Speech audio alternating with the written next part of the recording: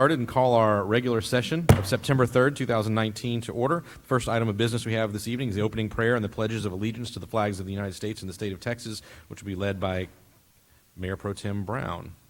You all join me in standing, please. Good evening, everybody. First of all, Lord, we'd like to thank you, and we pray that you would help our leaders to govern wisely. We want you to bring them emotional stability, mental clarity, and physical endurance to do their work. Regardless of their faith, please bestow upon them your common grace and strength to effectively carry out their responsibilities to preserve peace and tranquility in the land so that your people may flourish and the gospel may spread unhindered throughout the land. Amen. Amen. I pledge allegiance to the flag of the United States of America and to the republic for which it stands, one nation, under God, indivisible, with liberty and justice for all.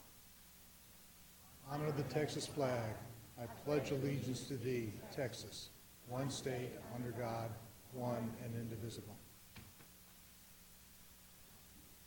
Thank you, Mr. Brown.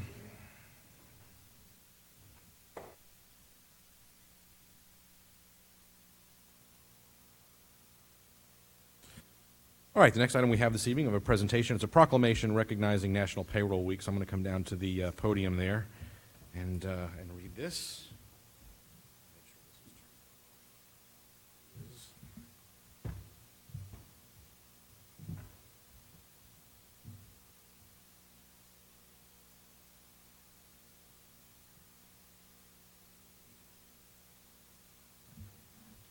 I'm trying to remember to put it back the way I found it. Still struggle with that. So we have a lot of business this evening, so I'm going to get directly into reading this proclamation. It reads, whereas the American Payroll Association and its more than 20,000 members have launched a nationwide public awareness campaign that pays tribute to the nearly 150 million people who work in the United States and the payroll professionals who support the American system by paying wages, reporting worker earnings, and withholding federal employment taxes. I'm sure something done begrudgingly. Whereas payroll professionals, that's not in the resolution actually, whereas payroll professionals in Schertz, Texas play a key role in maintaining the economic health of Schertz, Texas, carrying out such diverse tasks as paying into the unemployment insurance system, providing information for child support enforcement, carrying out tax withholding, reporting, and depositing. And whereas payroll professionals have become increasingly proactive in educating both the business community and the public at large about the payroll tax withholding systems, and whereas payroll professionals meet regularly with federal and state tax officials to discuss both improving compliance with government procedures and how compliance can be achieved at less cost to both government and businesses, and whereas the week in which Labor Day falls has been proclaimed National Payroll Week, I hereby give additional support to the efforts of the people who work in Schertz, Texas, and of the payroll profession by proclaiming the first full week of September Payroll Week for Schertz, Texas.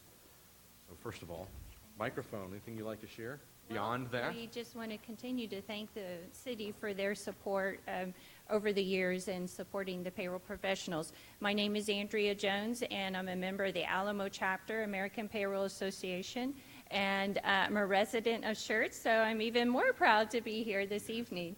And to mark this week's celebration, if you're ever on 281 this week in Thousand Oaks, we have a billboard commemorating National Payroll Week as well, as long as many festivities planned for payroll professionals during the week. So again, thank you very much. We appreciate it. Our pleasure, of course. Thank you.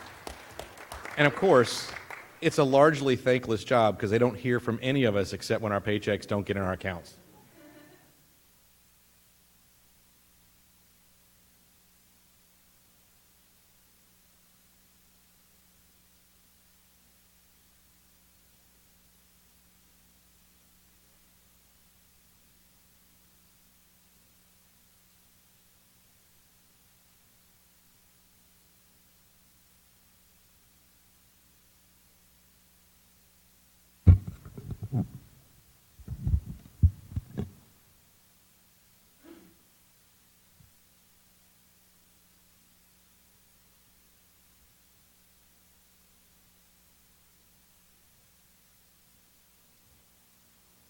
All right, next up we have employee recognition, and we'll start with EMS.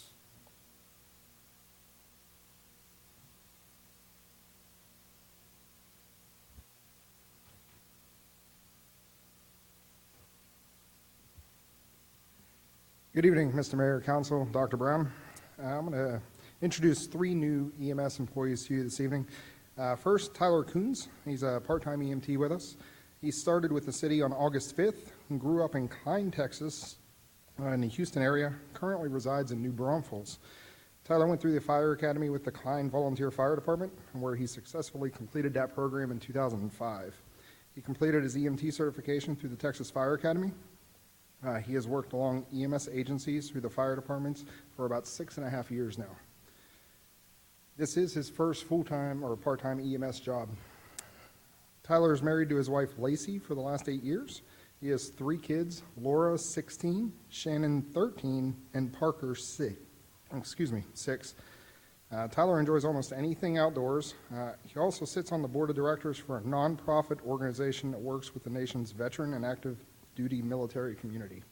So please join me in welcoming Tyler to the EMS department. Very good. Absolutely.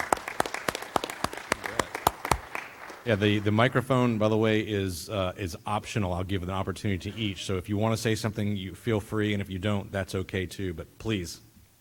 I'd like to thank you all for the opportunity to come to work for the city of Schertz. I look forward to a long, fulfilling career here. Thrilled to have you on the team. Thanks for joining us. Next up for you, I have Miss Jansen Williams. She's a full-time EMT with the department. She also started on August 5th. She was born in Athens, Texas, moved around a lot as a child. She lived in Waco, Belmead, Mineola, Houston, and then San Antonio. Jansen currently resides in Windcrest. She is a graduate of our own Schertz EMS Training Academy, and this is her first job in public service. Jansen enjoys music and movies, loves the Golden Girls, and enjoys going to the gym and practicing jiu-jitsu. Jansen also enjoys art and reading. She would like to continue to pursue her career here in the EMS department. So please join me in welcoming Jansen. Very good. Please. Same thing. I just really appreciate the opportunity to come work for the city of Schertz. And again, we're very glad to have you with us. Excellent. All right. Last but not least, Tanner Buckley. He is also a full-time EMT with the department. He also started on August 5th, born in Tulsa, Oklahoma. Moved to New Braunfels when he was only 3 months old. Still resides there to this day. He's another graduate of our academy and wants to continue his education and finish his paramedic certification with his associate's degree. Tanner is also brand new to the public service sector, and he's married, and he and his wife are planning on a family soon. So he enjoys history in his free time. So welcome, Tanner. Very good. Hello, I'd just like to thank each and every one of you to allow me to introduce myself, and I'm here to ready to prove myself for work for our community. Wonderful. Again, we're very glad to have you with us. Welcome. All right, next up, the police department.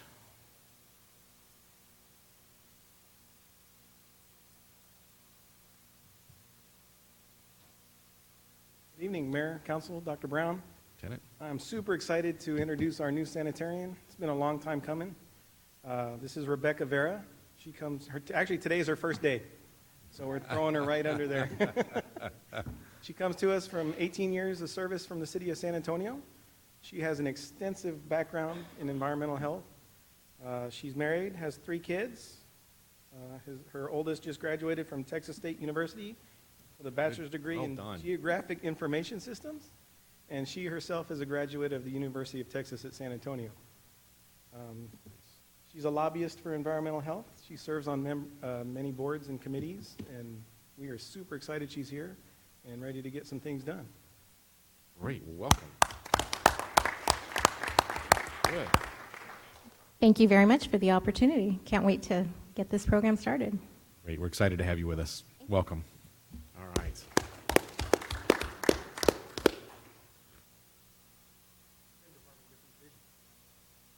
Evening, everybody. I have here Chris Wilson, who is our newest part-time kennel tech at Animal Services. This is actually Chris's second time working for the city of Schertz.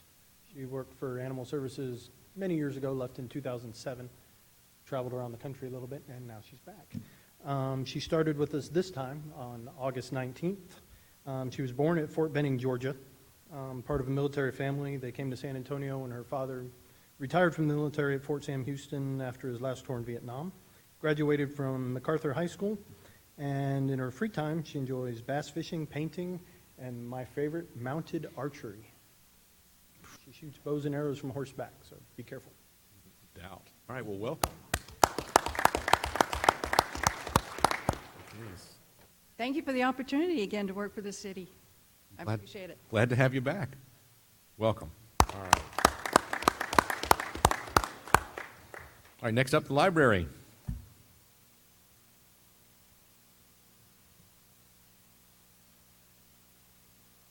Good evening, Mayor, Council, Dr. Brown. It's my great pleasure to introduce tonight our newest employee, Kyra Spinrath. Kyra started working at the library on August 19th as a part-time circulation clerk. She is local, graduating from Clemens High School in 2012. She then attended University of Incarnate Word, where she graduated in 2015 with a degree in international business. International relations, right? Okay, international relations, sorry. And then after that, she went to work for the Air Force in Japan in Okinawa at Kadena Air Force Base, where she worked in the library there and also in their history office. She moved back to Texas in July. She and her husband, Robert Hobbs, just purchased a house in Selma and are settling back into our community. And she is very excited to be back home amongst family and where she grew up. A couple of fun facts that Kyra shared with us is that as part of the Samuel Clemens Mighty Buffalo Band, she was actually at the library's grand opening in 2009, and that picture that we have of all the band students out front. She hasn't shown me where she was yet. I'm expecting her to circle that pretty soon. She loves to read, she loves to sew, garden, and she likes to go scuba diving with turtles, she says. She currently speaks 3 languages and has over 2,500 books in her own personal collection, which she stores at home and, much to her mother's chagrin, at her house too. And if you're planning on bringing all of those to the bookstore, please do it a few bags at a time. Okay. But welcome, Kyra. We're very happy to have you on board with us. Good, indeed. So, hey everyone, it's great to be back. I just wanted to take this opportunity to thank you guys, the City of Schertz, and also the wonderful staff of the Schertz Public Library for the opportunity to work for you guys, work for the community, and give back. So thank you very much. Thank you, and we're happy to have you with us. Definitely. All right, next up, announcements of upcoming city events. Who has the duty this evening? Good evening, Mayor. All right, Mr. Council. Helm. On Wednesday, September 4th at 6 p.m. in the Community Center, we have our next dodgeball game. Drop-ins are highly welcomed and encouraged. On September 7th, Saturday, we have one of our favorite events, Paws in the Pool at Pickerel Park from 12 to 4. On Tuesday, September 10th, the next City Council meeting is at 6 p.m. here in the chambers. And on Thursday, September 12th, we have our Volunteer Appreciation Banquet at 6:30 p.m. in the Civic Center. That's it. Very good, thank you. Next up, announcements and recognitions by the city manager. I don't have anything tonight, Mayor. All right. Next item are announcements and recognitions by the mayor. I do not have anything this evening either. So then we will move to hearing of residents. And I have one person signed up this evening. That's Dana Eldridge.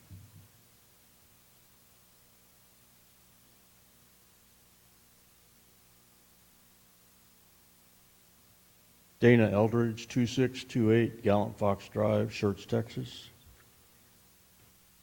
Good evening, ladies and gentlemen. Evening. Last week, there were some comments made up here in regards to the filling out of some forms. I wasn't real happy with them. I think as members of council, it is your personal responsibility when you are filling out forms to do it correctly and take that responsibility and hold yourself accountable for that. The other part of that was when the forms were shown up for back in 2017,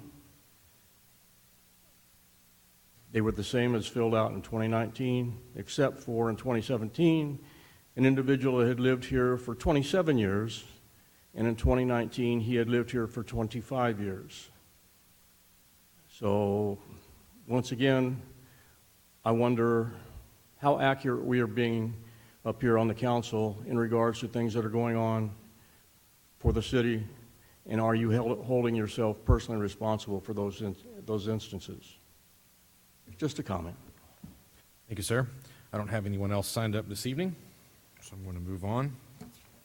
Next item that we have this evening are the consent agenda items. There are a number of items on consent this evening. Item number 1, the minutes, consideration or action regarding the approval of the minutes of the meeting of August 27, 2019. Item number 2, Resolution 19R112, a resolution by the City Council of the City of Schertz, Texas, authorizing and approving a professional services agreement with Sledge Engineering, LLC, and AG/CM for on-call owner's representative and project management services and all matters in connection therewith. Item number 3, Resolution 19R114, a resolution by the City Council of the City of Schertz, Texas, authorizing veterinarian services with Cibolo Small Animal Hospital with services rendered not to exceed $75,000.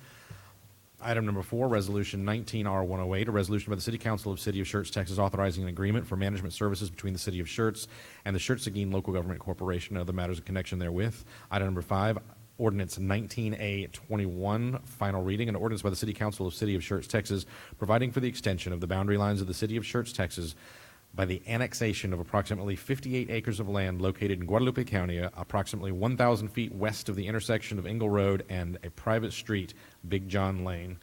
Item number 6, Ordinance 19S20 on final reading, an ordinance by the City Council of the City of Schertz, Texas, amending the official zoning map by rezoning approximately 64 acres of land from pre-development district, or PRE, planned development district, or PDD, and delayed annexation, DVL, all to Planned Development District, or PDD. That's also on its final reading. And then finally, item number 7, cancellation of the October 1, 2019, October 8, 2019, and November 5, 2019 City Council meetings. The October 1 being canceled due to National Night Out, the October 8 being canceled due to the Texas Municipal League statewide conference, and then item number, the last one, November 5th, as that is Election Day. Any of the items that need to be pulled and considered individually? If not, is there a motion to approve the items as read on consent? So moved. Second. I have a motion from Mr. Edwards, a second from Mr. Gutierrez. Any other comments or questions from council? Hearing none, I'll call for a vote. Aye. Aye. Aye. Aye. Aye. Aye. I have 6 ayes and no nays. Motion passes. Item number 8, Resolution 19R116. This is a resolution by the City Council of the City of Schertz, Texas, calling for a special election to be held on November 5th, 2019 for the purpose of electing a council member for Place 4 for the remaining year of the unexpired term and making provision for the conduct of the election, authorizing contracts with the elections administrators of Bexar and Guadalupe counties to conduct this election, authorizing the election to be held as a joint election, resolving other matters incident and related to such election, and declaring an effective date. Mrs. Dennis, do you have the duty on this one? All right.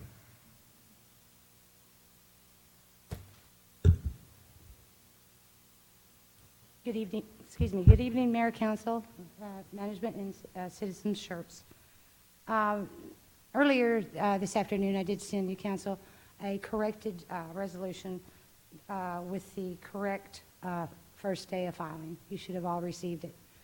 When it went out in your packets, it said the 4th. Actually, when the state Secretary of State called, I talked to another lady, and she said it actually starts right after you guys approve this resolution. So there is a change, so the first day to file is after we approve this evening. So the resolution before you calls a special election to fill an unexpired term of Place 4 to be held on November 5th. And pursuant to the city charter and the Texas Constitution, Councilmember Edwards, by declaring publicly his intent to seek the office of mayor, has automatically resigned his Place 4 seat on the council, and the city must call a special election before September 20th to be held in conjunction with the general election November 5th. Applications and information will be available this evening. I do have a candidate packet tonight if somebody needs one. It also will be placed after the meeting on the website and be posted outside. Staff recommends approval. All right, very good. Council, any questions for Mrs. Dennis? Mr. Gutierrez? Just one question. The elections administrator, should that include Comal County? At this time, I have not heard from Comal County. I do not believe that they've gotten their letter from the Secretary of State for their vote centers. I've been in contact with Cynthia, and as of this point, the Guadalupe County election administrator will be running our 2 precincts in Comal. Thank you. Mr. Edwards? Mr. Mayor, I'd like to make a motion to approve resolution number 19R116. Second. I saw you scrambling, but was it Dr. Scagliola? Okay, very good. I have a motion for Mr. Edwards, a second for Dr. Scagliola. Other comments, questions from council? If not, then I'll call for a vote. Aye. Aye. Aye. Aye. Aye. Aye. I have 6 ayes and no nays. The motion carries. Thank you, ma'am. All right, next up, item number 9. It's that time again. Nominations for candidates. We have consideration or action to nominate candidates for the Guadalupe County the Guadalupe Appraisal District Board of Directors. The number of votes that we have as a city are relatively small, but not inconsequential. Why don't I let you introduce this in case there are members who are newer and haven't done this before. Mayor and Council, what you have before you, items 9, 10, and 11, is council's opportunity, should they desire, to talk to someone who they would like to serve on this board. If you have somebody, we need to approve this by resolution, and we need to approve this before October 31st. And then I will submit it to each of the appraisal district, chief of the appraisal districts. So this is your opportunity, if you so desire, to put somebody on the Guadalupe Appraisal District Board, the Bexar County Appraisal District Board, and the Comal Appraisal Board. So this is something for y'all to talk about, and if so, if you just have something or have somebody that is willing, let me know before the October date so I can get it on the agenda, because it must be approved by resolution so that it can go on the ballot, which goes out in December from each of these districts. Very good. Thank you, ma'am. So this first one is for Guadalupe County, where we have the most votes, although it's still not enough to move the election one way or the other. We don't have resolutions in front of us to vote on this evening. We need to give the city secretary direction. But I would personally like for us to consider casting our votes for the former member of this council and our current Guadalupe County Tax Assessor Collector, Darrell John, who currently serves as the secretary of the appraisal board. Anybody have anyone else that they would like to see considered? If not, then would you prepare a resolution to that effect for us? And this would be for the Guadalupe Appraisal. Guadalupe County Appraisal Yes, sir. Board. Yes, ma'am. All right, so no action then this evening. I mean, we could take a vote on it, but I think we'll just have the city secretary put that together, bring it back to us in the form of a resolution, and we'll vote on it at that time. Seeing no objection, we'll move on to item number 10, which is nominations for candidates, possible nominations for council to submit by resolution to the chief appraiser for the Bexar County Appraisal District Board of Directors. If no one, does anybody have anyone that they would like to recommend or consider? Just a point of information, Mr. Mayor. Sir. They must reside in Bexar County, am I correct? That is correct. And I think we have 3 votes out of 5,000 on this one. So I would just recommend, if there's no objection, that we cast ours for J. Keith Huey. He is a member of that board and has served for a number of years. If there's no objection, or anybody has anybody else that they would like to see serve, I'll get that name to you if you'll prepare a resolution for us to that effect as well. Yes, sir. All right, next up is item number 11, and this is nominations now for the Comal Appraisal District. Anybody know anybody in Comal that you'd like to suggest? I did a little research as well on this one and would like to recommend Dan Kruger, who is currently serving as the chair of that board in Comal County. If nobody has any objection to that, then will you prepare a resolution to that effect as well? And I have these names written down for you and give them to you after the meeting. All right, then we'll move on to item number 12.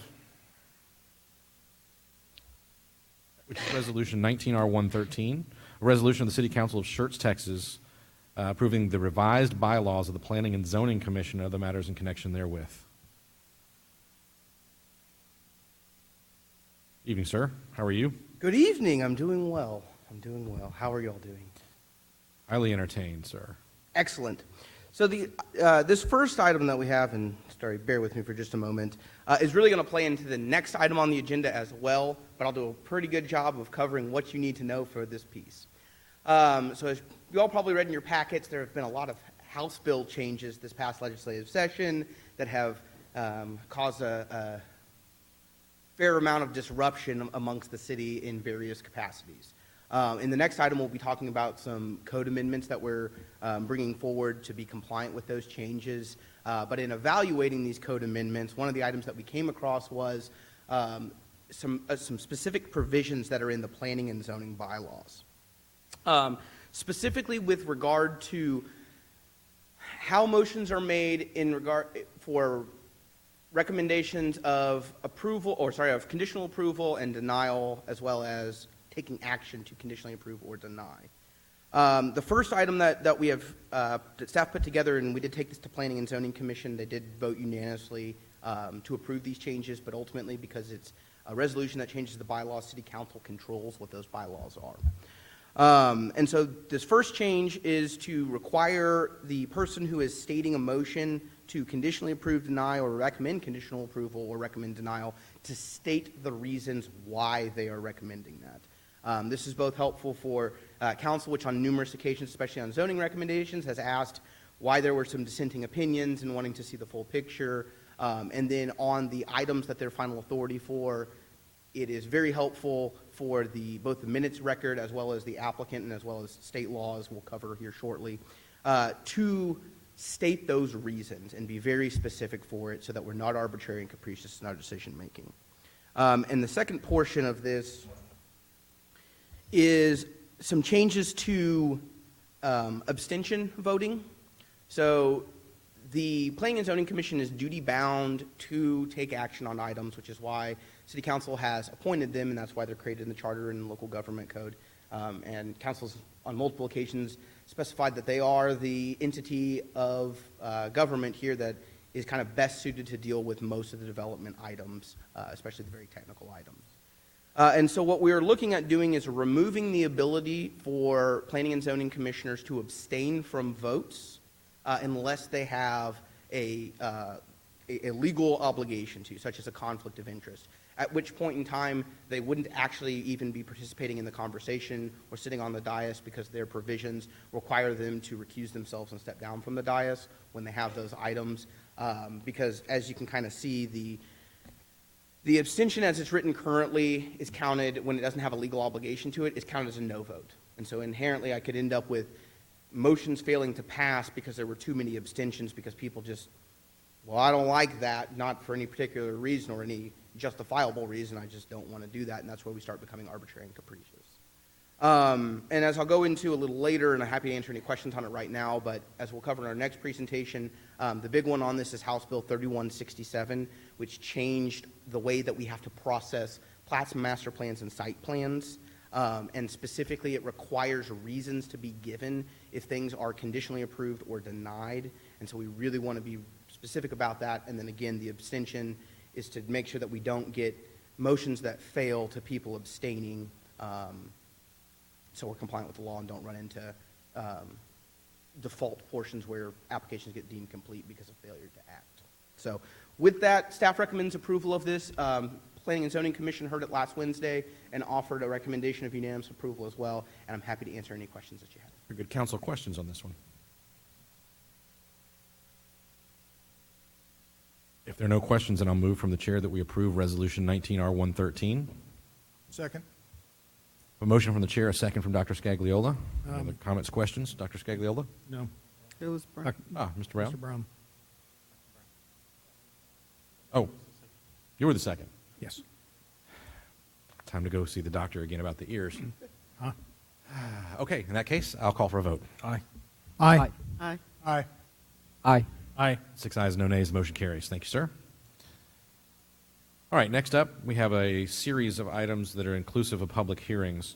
The first one is item number 13, Ordinance 19S22, an ordinance by the City Council of the City of Schertz, Texas, amending Part 3, Schertz Code of Ordinances, the Unified Code UDC, including Article 3, Boards, Commissions, and Committees, Article 4, Procedures and Applications, Article 8, Special Uses and General Regulations, Article 9, Site Design Standards, and Article 12, Subdivisions and Schertz Code of Ordinances, Chapter 18, Building and Building Regulations, repealing all ordinances or parts of ordinances in conflict with this ordinance, providing a severability clause and providing an effective date, and declaring an emergency. Be a first and final reading on this one. It's all yours. So Bryce and I will kind of do a tag team tonight. I'll do the first couple of amendments, and then Bryce will kind of tackle the big process change at the end. So as Bryce mentioned, the first couple of these are due to the recent House bill adoptions. So the first one is House Bill 2439, which is in relation to Article 9, Section 2195, which is our exterior construction and design standards. So what House Bill 2439 basically states is that it regulates the adoption for entities between building products and materials or methods used in the construction or renovation, and it did become effective September 1st. So basically what it says, the city cannot adopt or enforce a rule, charter, provision, ordinance, order, building code, or other regulation that specifically establishes a standard for a building product, material, or aesthetic method in construction, renovation, maintenance, or other alteration of a residential or commercial building if that standard is more stringent. So what does that mean for Schertz? We can no longer require a certain percentage of masonry on the exterior of building facades. We also can no longer require a certain percentage of glazing, assuming because our current standards are more stringent than what is allowed under a national model code, which is the International Building Code, International Residential Code, things of that nature. So we can no longer require that certain percentage. Additionally, the city can no longer enforce exterior construction material regulations previously established through zoning, zoning applications such as a PDD. So this does kind of retroactively, so if a property in a current zoning district has specific standards stating they had to have so much masonry, we can't enforce that anymore either. However, House Bill 2439 does not prohibit the city's articulation requirements, so we are keeping those the same. So our proposed changes basically will bring the city into compliance with state law. So we're proposing to remove the current regulations that are in conflict and adding basic text of buildings must comply with the regulations established via the National Model Code, or all buildings must comply with regulations established via the National Model Code for glazing. So what that really looks like, this is our current standards for industrial buildings. You can see the 80% or the 100% masonry, and then the glazing requirements. And what it changes to is basically these two lines, that they must comply with that National Model Code. This will bring the city into compliance with House Bill 2439. And we're basically proposing the same language for industrial, commercial, office, and public use buildings. Multifamily buildings, we did not regulate glazing, we just did exterior building material, so it has that caveat in there. And then single-family residential, same thing, we just regulated the exterior building material, so it's a change just to have it comply with the National Model Code. Also with House Bill 2439, there's two building code amendments that need to be made. So that goes back to the first portion of House Bill 2439, that we may not adopt a building code basically that prohibits or limits directly or indirectly the use of installation of a building product or material, assuming it's an approved material by a national model code. Currently, the city only has one material that has been prohibited. It's cellular core pipe. It's currently prohibited in all underground uses. Specifically, cellular core pipe was originally prohibited due to its lack of resistance to pressure and impacts when being installed underground. In order to kind of bring us into compliance and still allow cellular core pipe, however, provide some added protection for the residents of the city, we're proposing that if cellular core pipe is used underground, a minimum of 4 inches of granular material is used to encapsulate that pipe. So that's basically what these two code amendments are, eliminating that it's prohibited and then just requiring that it has that 4 inches of granular material. The next proposed UDC amendment is in relation to House Bill 3371, specifically for fencing. So also effective September 1st, city may no longer prohibit the installation or use of battery-charged fences. Currently within the city, we prohibit all electric fences. So basically all that means is no longer can we do that. So in order to bring us into compliance, we are proposing to amend the residential fencing requirements basically to allow above-ground electric fencing. Additionally, with this amendment, we are proposing the removal of hog wire as a prohibited material. It's being used more frequently in residential fencing, i.e. Crossvine uses hog wire. It's becoming more of attractive decorative fence, so we're no longer prohibiting that, or proposing to no longer prohibit that. In terms of the non-residential and multifamily, it is strictly just changing the above-ground electrical fencing to that would be allowed. The next UDC amendment is not related to a House bill. It's just one that we have been talking about for quite some time in relation to ATMs. So our current regulation basically says you can't have an ATM unless you have a bank on the same property. Most of us hardly ever go to the bank anymore. You use your phone or you go to the ATM wherever it's convenient. So our proposed amendment would basically allow an ATM on any commercial property with or without the bank on the same property. The next one, also not related to a House bill, but one we frequently get questions on, is carports in single-family and duplex districts. So our current regulations require that it be attached to the residential structure, cannot encroach into any required setbacks, has to be over the driveway, cannot exceed 1 story in height, has to be open on 2 sides, and has to be made of the same material as the primary structure. So with the help of our Public Affairs Department, they helped put together this Carport 101 flyer. This is our current regulations, basically just outlines what you just read in the bullets. Our proposed amendment would be to change that it cannot be in a required setback to now shall be setback from the property line a minimum of 5 feet. So if you think about a older residential neighborhood, that home is going to be most likely built right up to that building setback. So theoretically, nobody could have a carport and actually be in compliance. With this proposed amendment, if they had, that 20 feet that is their setback, they could still have a carport and still meet the minimum 5 feet.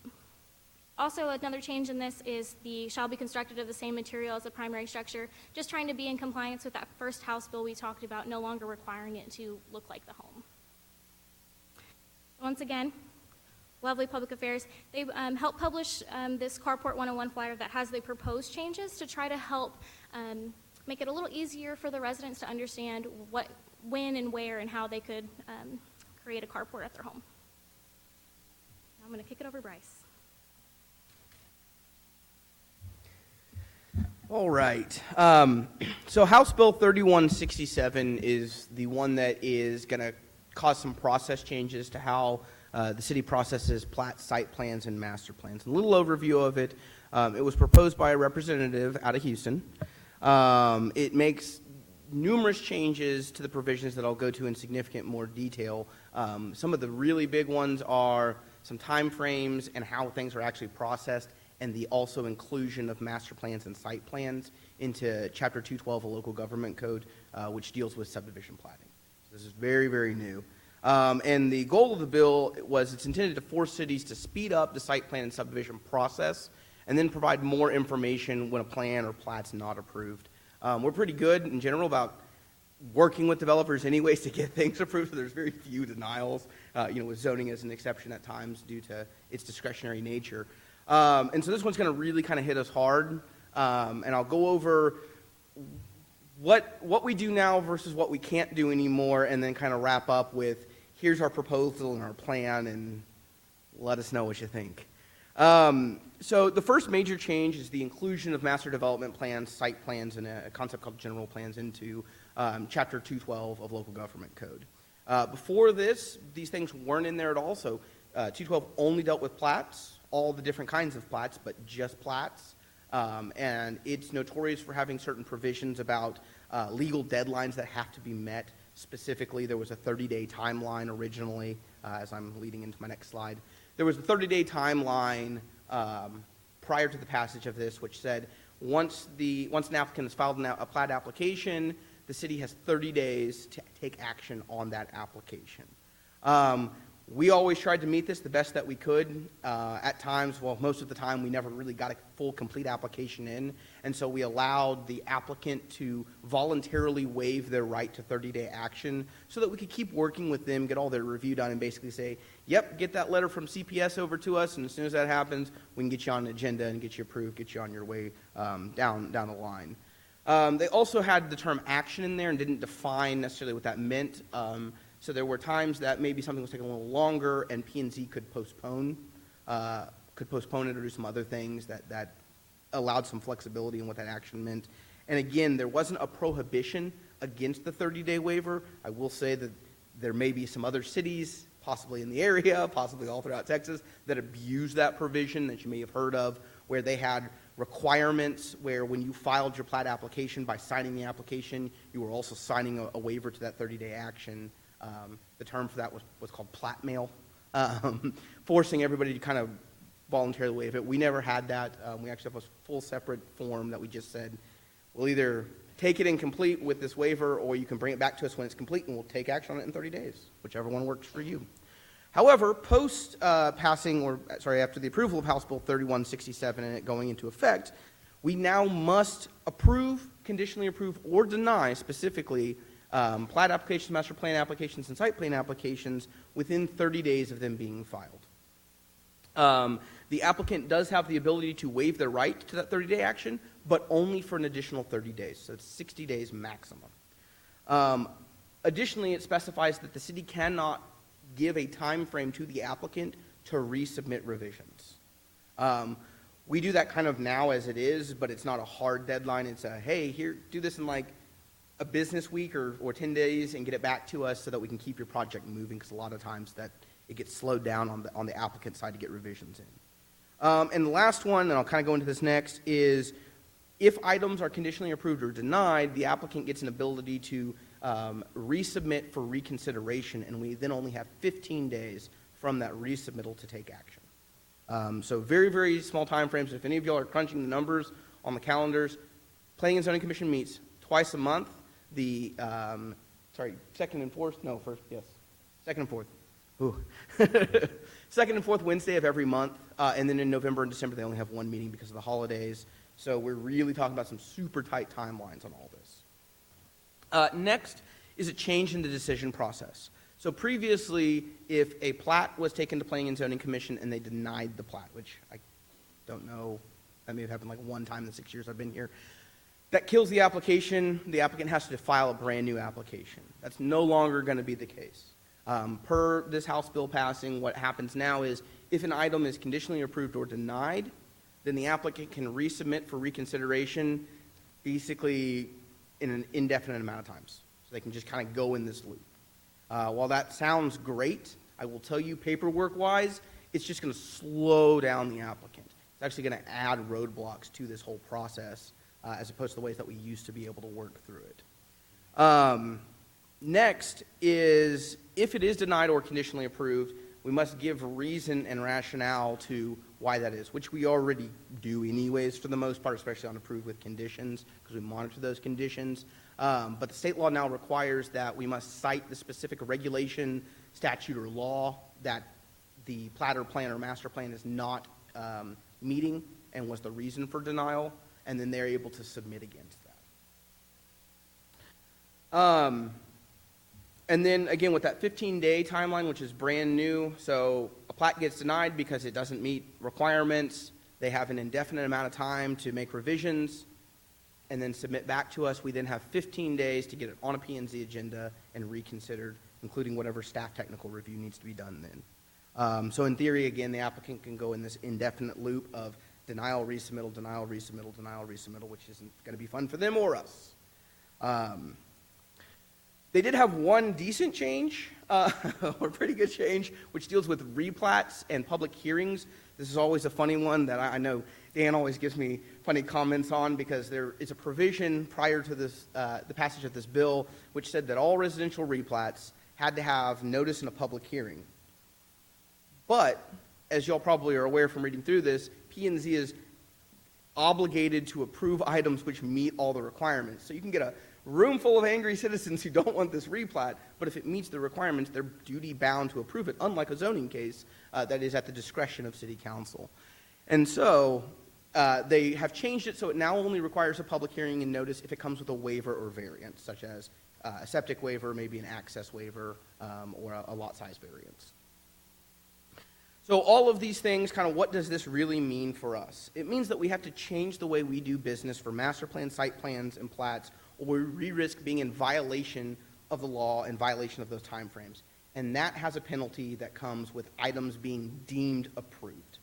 So if we fail to meet those timelines that I mentioned to you earlier, inaction by the city defaults to items being automatically deemed approved. So there could be a plat that came through that we missed the 30-day action mark on, didn't meet our requirements, it would now be deemed approved, and they can go file it with the county.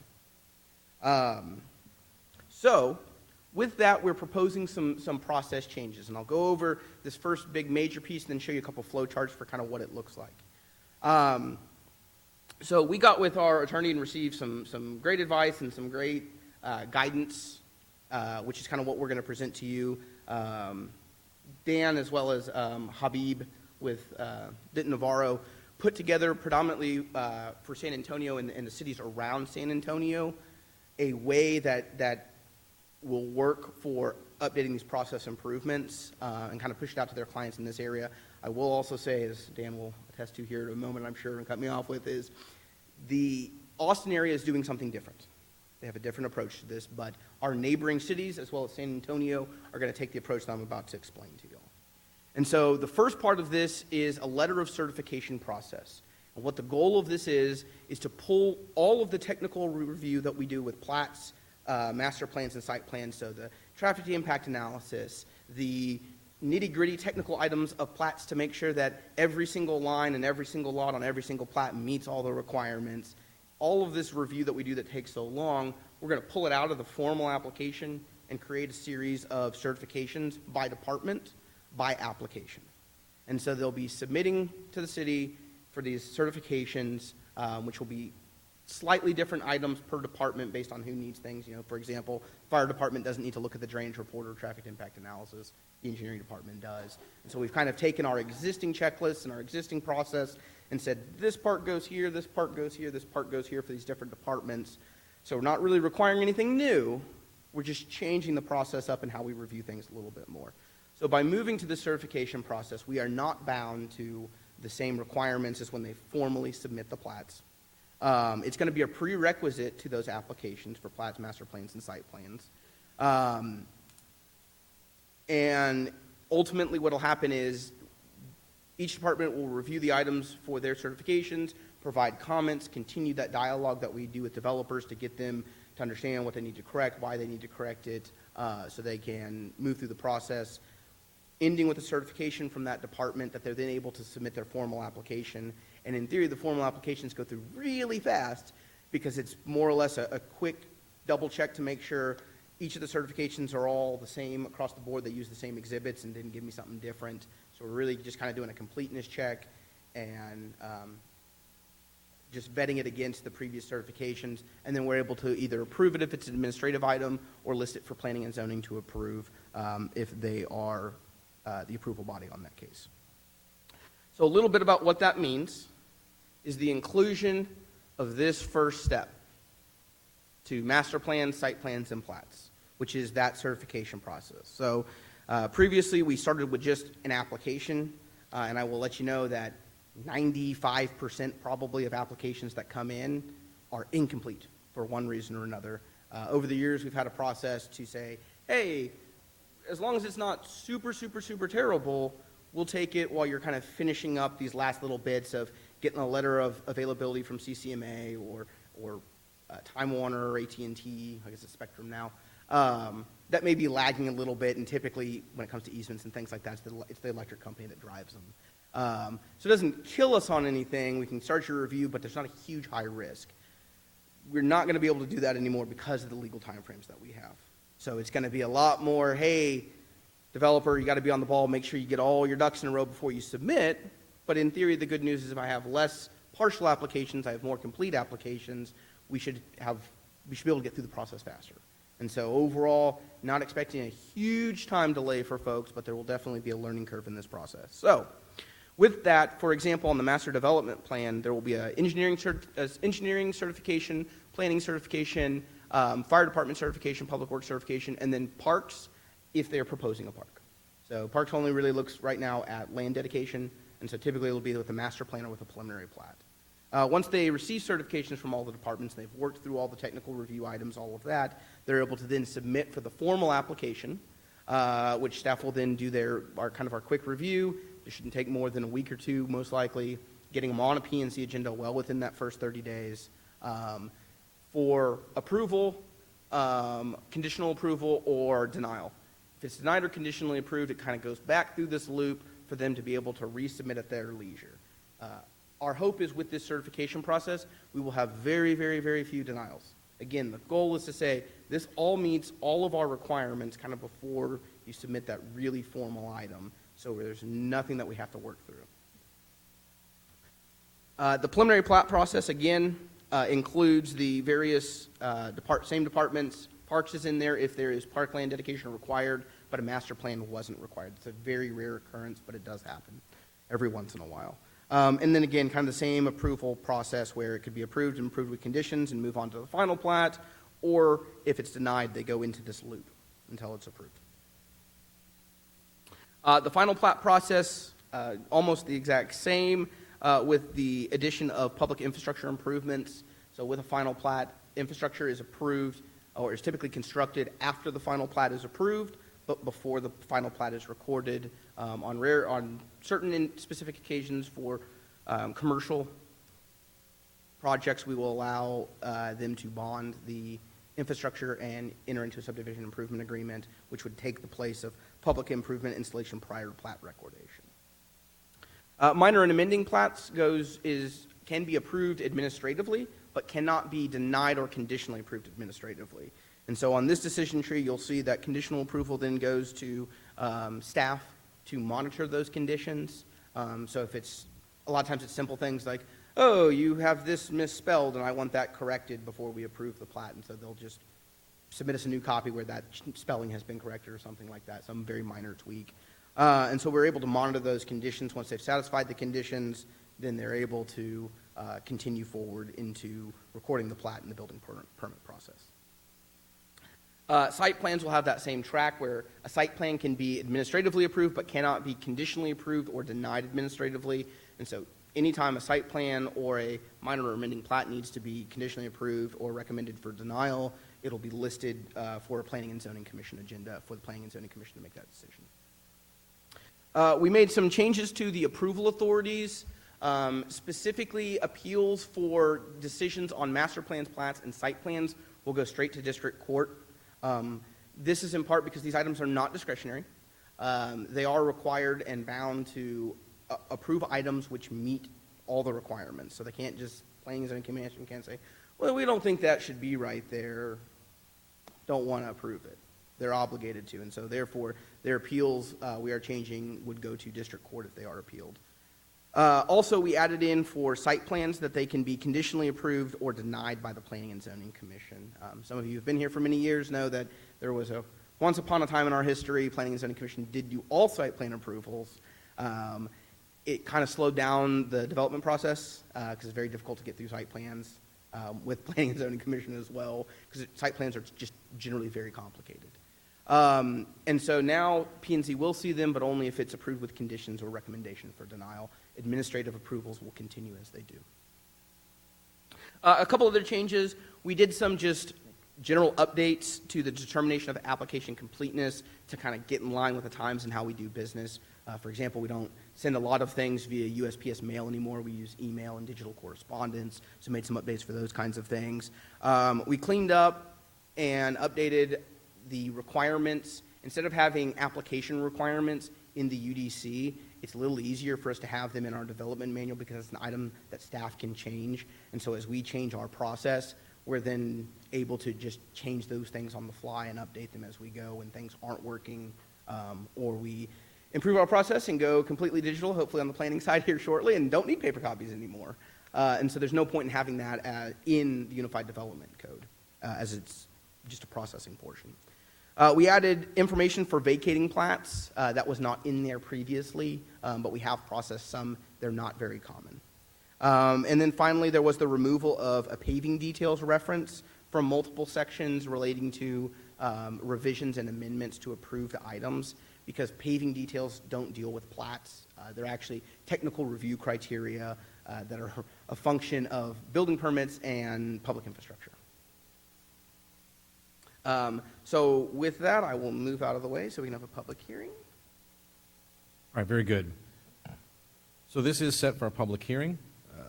So in just a moment, I'll open that public hearing. Anybody who would like to address the council may do so. We ask that you keep your comments to around 3 minutes or thereabouts, but I've got a little bit of leeway as the chair if you need a little bit more time. So at this time, I'm going to open the public hearing. Anyone that would like to address the council may do so. If you do come forward, if you state your name and address for the city secretary to capture for the minutes.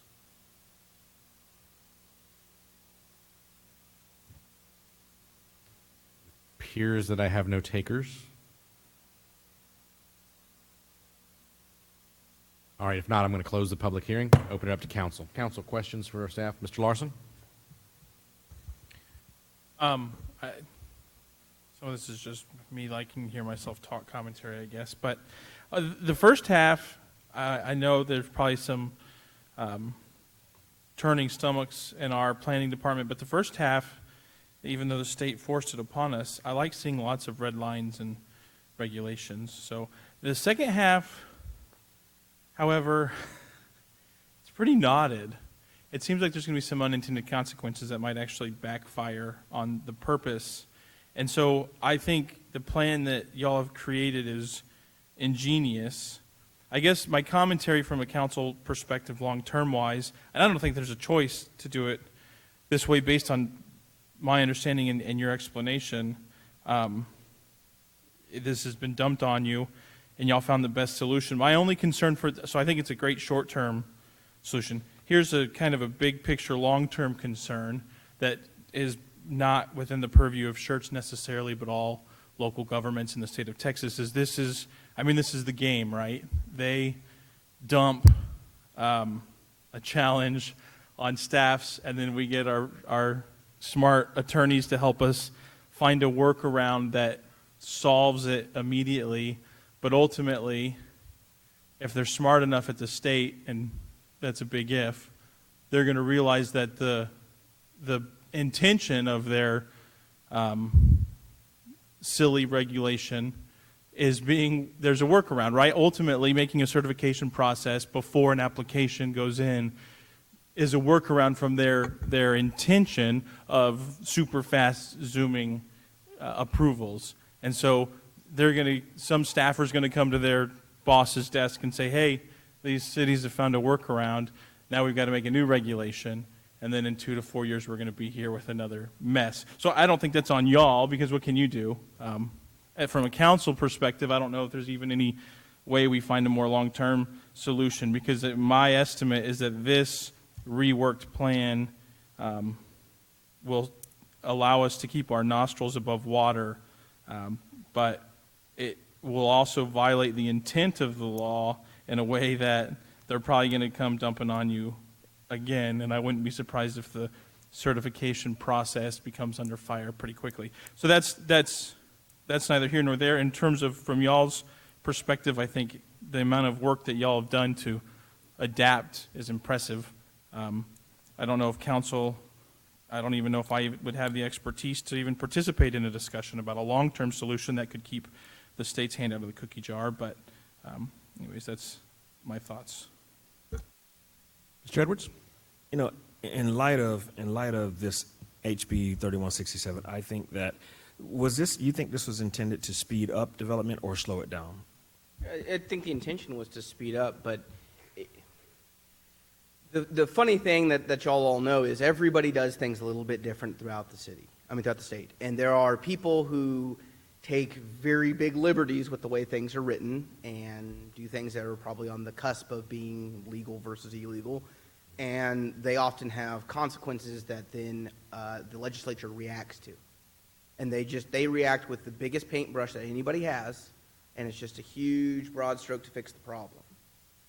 If you notice where it came from out of Houston, one of the other things that Houston doesn't have is zoning. And so their development process is very different than a lot of other people's process. They're kind of in their own silo. And so, the other thing that we all know in public government is there's never enough resource, never enough dollars. Ironically, the next items you're going to hear are on budget. So, and all the things that y'all have been told about this year's budget and everything like that, unfortunately, there's not an infinite amount of dollars.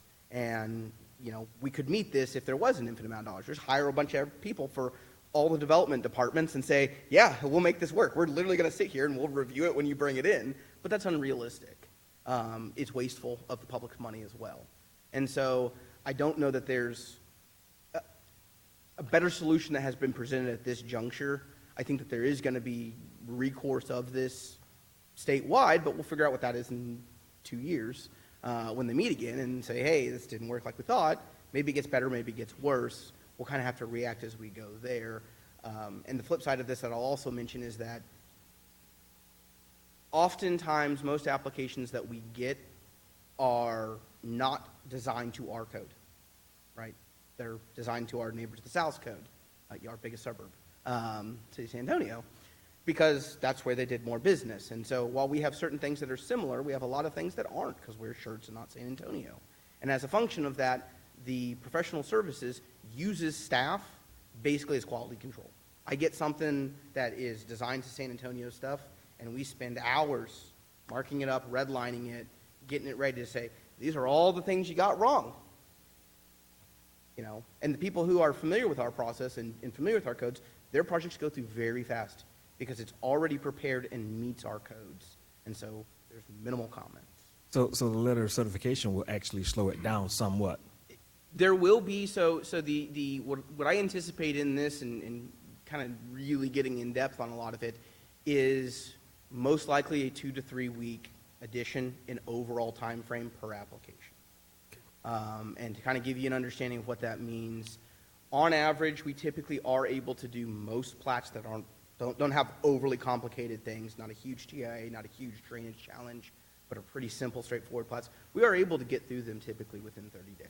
And so I anticipate maybe stretching that out to 40-ish, realistically, maybe 45 with the certification process.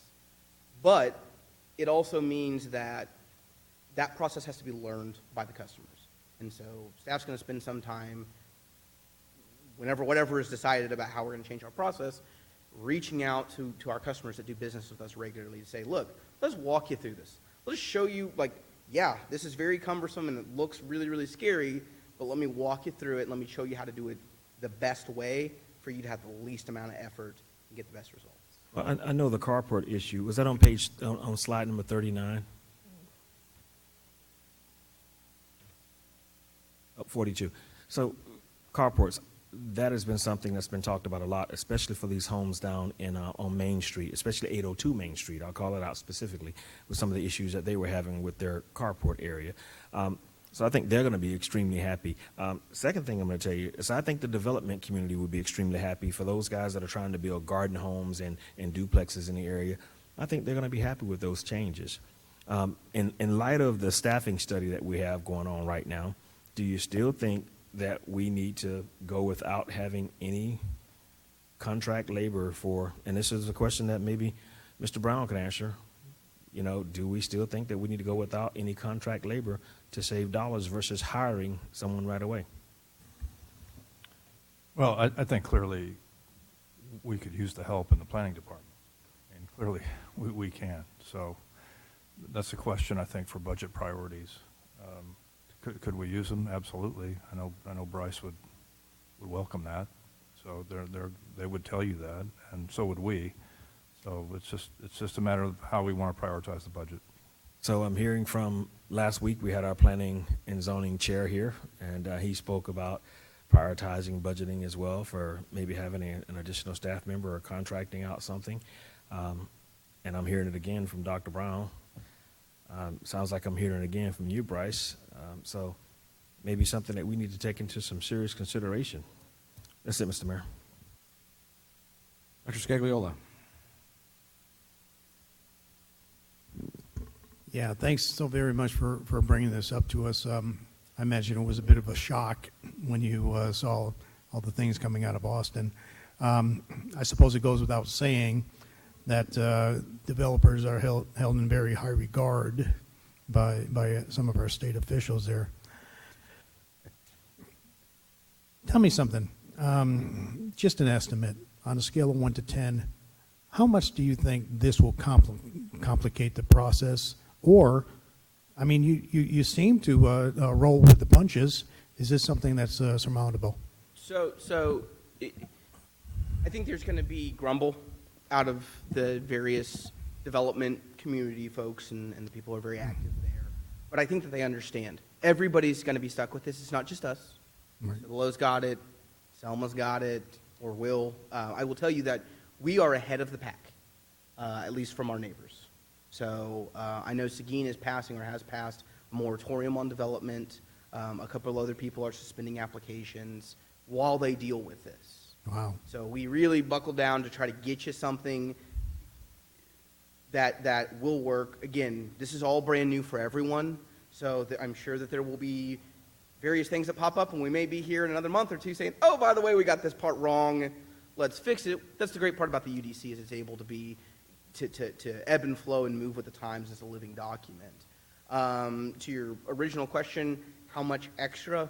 I think that once people understand the process and understand basically, don't try to tackle the certifications individually, submit all of them, wait for comments on all of them, make all your changes, then resubmit all of them, then they'll get through the process with minimal Band-Aid ripping off. I think that the people that kind of are already difficult with us and kind of push the system and they're like, we don't want to do that. We don't care that that's your requirement. We just don't want to do that kind of thing. They're going to struggle, but they struggle now. And so, overall, I think there's a time frame that can be assessed to this and a little bit of processing workload. The good news is the way we design this, there shouldn't be a bunch of extra review that we're not already doing. And so the kind of extra workload is going to be isolated and it'll be hopefully spread out amongst various departments. So one specific group isn't taking the full hit on this. But, those are just my best estimates, and time will really tell on a lot of this. Because again, the key in everything that's development related in Schertz is the more complete the application is and the more research, especially on the planning side, that the developer does or has his engineer or architect call us. We always encourage meetings. We sit in meetings a lot every day because it's a great way to interact and say, look, let's look at this, let's talk about this stuff organically and get you there. The more they take up on those offers, the smoother their project will be. Yeah, that's pretty much always the case. Hey, with the facades and whatnot, you can't mandate mortar anymore or brick. And what do you envision? What's the standard now in the business industry? What type of facades can we expect? Look around the city. Everything that we got, basically. I mean, it's all fair game. So some of the things that we don't have new, but I think that you may see more of potentially are ephes is one item. It looks a little bit like stucco. Doesn't hold up typically. Right. You may see metal buildings. I'll kind of look back to y'all on kind of where the economy is going to take this and what standards folks are interested in putting into the community.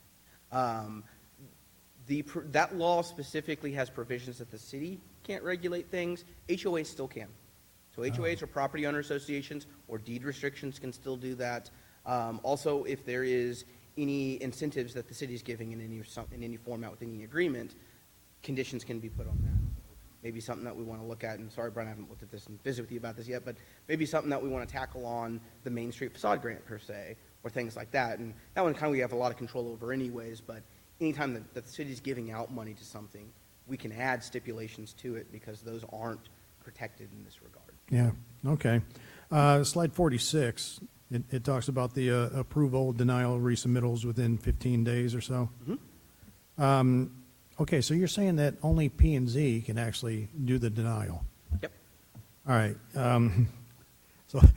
So far be it from me to assume that anyone would try to game the system. But what happens if P and Z isn't going to meet within 15 days? What kind of a backup plan do we have? So as it stands today, we have a submittal calendar that we will be enforcing. We've had it every single year. We've just kind of gotten a little laxer as we go. But if you're going to submit a complete plat application, it's only allowed on a specific days out of the month that correspond to P and Z dates. Okay. We will also have to introduce a new calendar that we don't have right now for the resubmittals. So I can't tell them they have to resubmit in a certain time, but we're going to test out and see where it goes of basically saying, you submit wherever you want, but you can only submit on these days. And yet we're still restricted, or you're still restricted to the 30 days. Yes, and so the resubmittal will be a 15-day mark, probably a 14 or 13-day mark. So probably 2 Wednesdays prior to, and those will be submittal dates for resubmittal of applications, and then new submittals will come in on the specific date. Okay, so you can mandate specific submittal dates. Okay, good. And the good news, though, is since the certifications aren't on those timeframes, and they are on a different timeframe that you'll probably saw on there, because we do want to give the public a feel that's not, oh, you're going to get stuck indefinitely in the process, is 90 days on the first submittal and 30 days for the resubmittal for certifications. And that 90 days may seem like a big sticker shock item. It is put in there purely for protection on us, because if we have a huge workload and short employees, things pile up and it just takes a while, especially if the project's very complicated. It will take us a while to get through, and so that's just built in there as some padding. Don't anticipate it taking 90 days. Most reviews don't even get close to that. But wanted to have that in there. And so the application, the certifications, though, can be submitted anytime.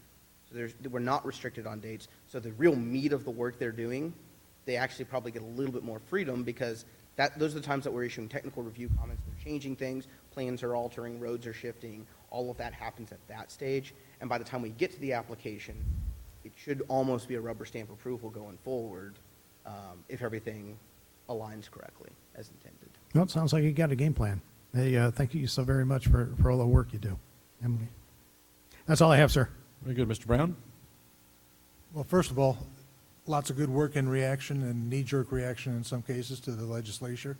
But, yeah, I love your letters of certification. I think that's a really brilliant way to start the planning process and get everybody on the same sheet. City View, I'm sure that's going to help us in the long run as well. Have you gotten any feedback from developers or builders yet? We haven't. So the first rollout to the public on this was last Wednesday at P&Z, mainly because as y'all seen how tight the law is and how tight this process is and the timeline that we're working on, there's not a real good opportunity to interact with the development community to say, hey, y'all like this, you don't like this. So instead, the interaction that we'll have is, assuming this item's approved, we'll start working on outreach and some meetings and various things to open house and invite people in and get some literature out to say, here's what it all says, here's these great flow charts to help you out, and here's this way for us to help ease you into the new process. Yeah, and I understand the HOA thing. When developers, establish an HOA to begin with, and they can establish their own rules. Absolutely. So, and the consumers are going to drive that too. I mean, if they don't want something, they're not going to buy it. So at the end of the day, the developers have to meet the consumers' requirements as well. So thanks. All right. Anyone else? Mr. Larson. Just for my curiosity, if we had the same process and this law went into effect, we didn't change anything, looking back like last year. So just to make sure I understand, it sounds like the quote-unquote punishment for noncompliance with this law is automatic approval. So if this law had taken place last year and we continued business as normal over the course of the year, how many applications do you think would have fallen, maybe a percentage-wise, into an automatic approval status? So we wouldn't have pushed them into automatic approval. We would have taken them for denial. Okay. So you would have just denied more. Yep. And because that's really our end goal in this is, and we never try to get there because our interest is in line with the developer's interest. It's not a us versus them. It's we're here to help you realize what you want to build, because your development is good for us, and that's our job, is to not say, no, we're the gatekeeper on this, but to say, no, we're the guide, we're the trail guide, and we're going to help you through this process. So ultimately, the design of this new system isn't just to comply with state law, but to say, okay, instead of going to automatic denial to avoid automatic approval, this allows us to keep the cooperative relationship. Yes. Am I understanding that? Yeah, so Okay. we don't get in that 15-day cycle where basically the P&Z denial is the comments about what's wrong with it. Gotcha. And then we have to do a re-review, won't be able to reissue comments in a 15-day time period. And so if they miss something still, then it's back on for denial at P&Z, and it will just hit this cycle. Gotcha. And I think that that's going to be more frustrating from developers. You know, the things that we often hear, obviously everybody wants everything overnight. That's just the world we live in these days. And we try to deliver the best that we can. We try to move as fast as we can, and always encourage anybody, if they want to come see what we do, come join us. I know a few of you have. You've seen, you know, what it takes on the development side, but all the development departments. So it's not just planning and community development. It's the fire departments, public works, it's engineering, it's the parks department. They all have a hand in development. Great. Thank you so much. Dr. Brown? Bryce, just one question. In terms of the process side, how much additional work do you think that is for staff? So luckily, most of the work is going to be administrative. But we are most likely looking at, so last fiscal year, we processed around 75 plat site plans and master plans together. And so with the new certification process, assuming that we need 4 certifications apiece across that board, we're now going to talk about an additional 300, roughly 300, 325 new applications. And so the administration of that will take some time, but it should be about the same number of reviews still. So everybody's still reviewing things, but there is, you know, 10 to 20 minutes in processing per application probably overall that'll get added, times that. You know, there is a chunk of labor that's going to be in there, but the good news is it's not something that's going to say, oh, all of a sudden we're now just doubling the amounts of reviews that we have to do. So it's all still the same amount of review. It's just, it's more of a kind of, unfortunately, bureaucratic method of processing the paperwork. Mr. Gutierrez? One quick question. Any changes or adjustments or retraining needed for that software that was purchased? Yes, but nothing that should hopefully affect the budget on that process. The tentative conversations I've had with our configuration folks at CityView, this should fit in scope with what we have, I believe. I've got to finish those conversations, but not anticipating any portion there. And it will be able to get rolled in, since we're still in data collection, into the final product. Thank you. Well, first of all, thank you for the work that you've done. The state legislature is very creative in the way that they address perceived problems. So well done, thank you. And I know it's not always easy. I think that it's a little bit concerning. This is maybe on the periphery of some of the things that the state legislature did in the last session with regard to removing, you know, local decision making.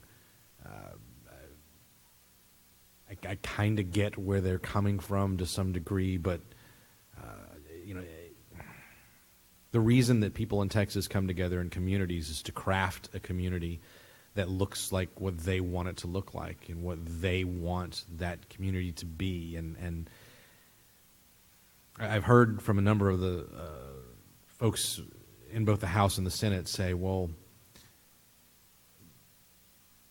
understand that as a municipality, you're a political subdivision of the state of Texas, and while we don't really want Washington telling us what to do as a state, we want to, you know, have a 10th Amendment conversation.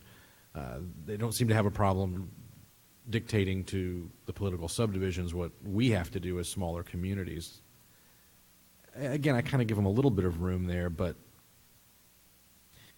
their argument back to me has been, well, the state created the cities, so that's our privilege. Of course, my argument back to them is that the state legislature didn't create a single city in the state of Texas. The state legislature created a mechanism by which Texans come together and create cities in the state of Texas. And it is disappointing that there is this continued effort to erode local decision-making. More on that later, I suppose, but congratulations to you all for the work that you've done to help us navigate these wonderful waters given to us by the legislature. I'll probably stop talking about them now and move on. So with that, I would actually like to make a motion from the chair that we approve Ordinance 19S22, first and final reading and declaring an emergency. Second. I have a motion from the chair, a second from Mr. Edwards. Any other comments or questions from council? Hearing none, we'll call for a vote. Aye. Aye. Aye. Aye. Aye. Aye. Very good. Thank you all.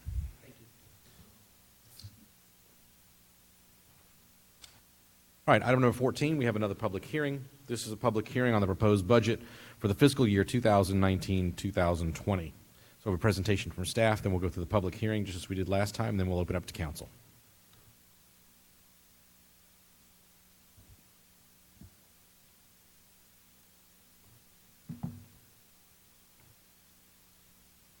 All right, good evening, Mayor and Council.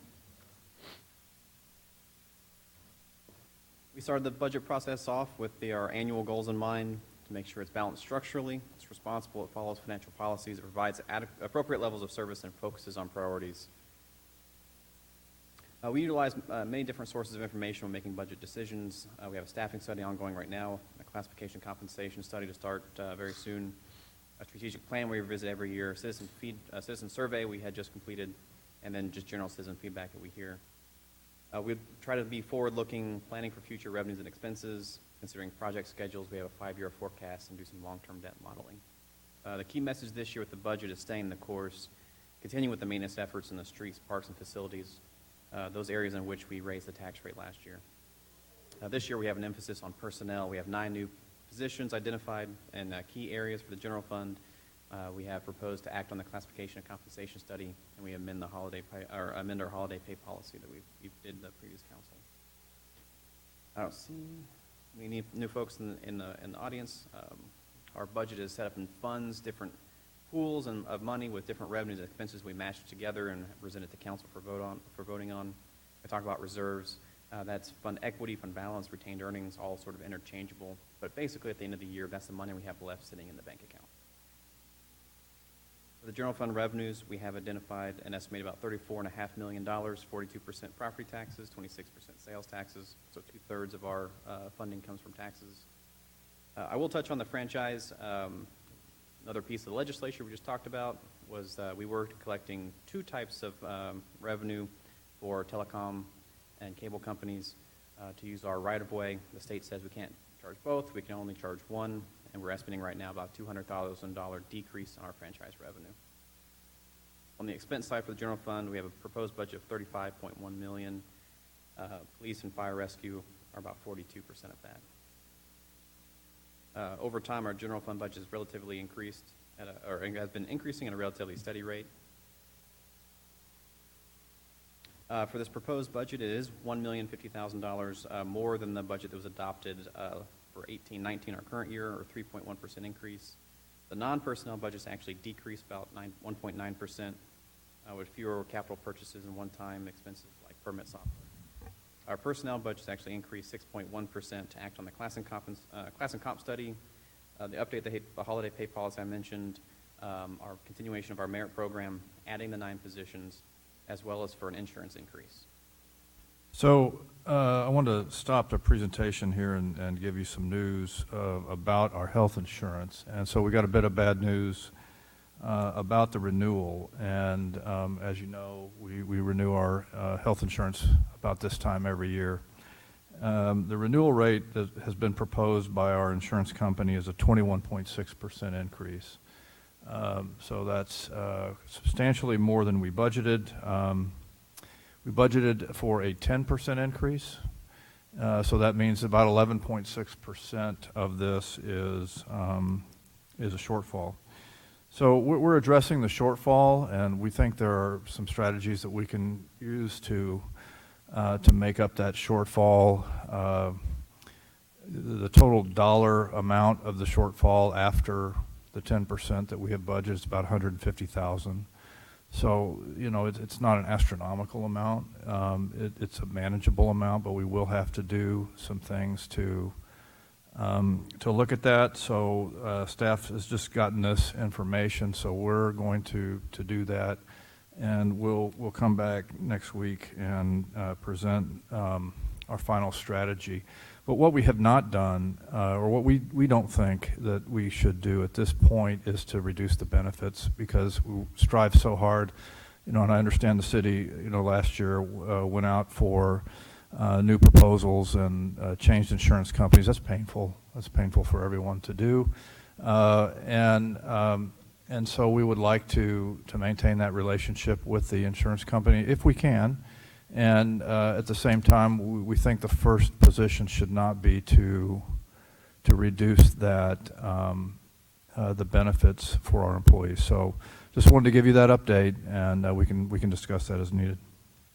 Mr. Walters. With the proposed tax rate we'll talk about in a moment, these are the initial expanded program list that we identified. You'll see the 9 positions here: patrol officer, fleet manager, engineer, a whole street worker crew, parks worker, kennel technician, and those are asterisked. We do have a staffing study going on. Based on the results of that study, these position lists could change. The staffing study will also give some non-personnel efficiency recommendations.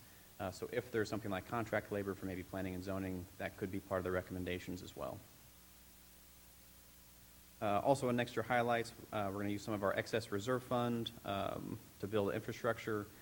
Streets, $2.7 million, sidewalks, $300,000, and drainage, another $1 million. We're also taking about $700,000 out of our reserves for funding general operations. The general fund, we need a 26% fund balance requirement, and we aim to do that with over the 5-year period of our forecast. Here you can see the $4 million capital projects we're assigning this year. We hope to be around 30% by the end of 2020. And then in the outer years, 2023, 2024, we'd be looking potentially at a new fire station opening, which would cost about $1.2 million in personnel.